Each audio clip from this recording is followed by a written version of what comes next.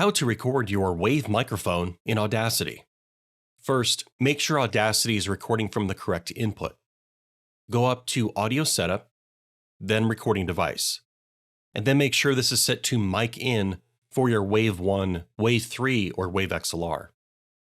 Playback device should either be the headphone port on your Wave device or another channel inside of Wavelink, such as System. Generally, you will want recording channels set to mono, as Wave 1 and Wave 3 are mono microphones, and Wave XLR has a single mono XLR input. However, if you were instead recording the stream mix from Wavelink, you could set recording channels to stereo. Next, go into Audio Settings from the Audio Setup menu.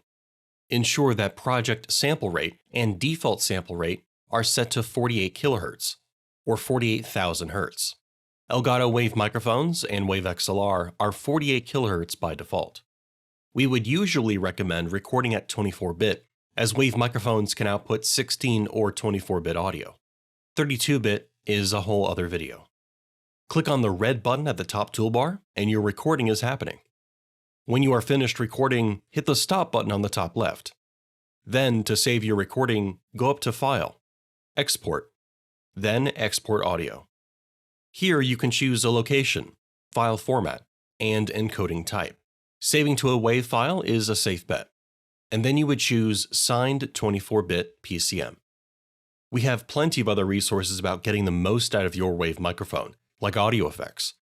Check the description or the card for more. Thanks for watching.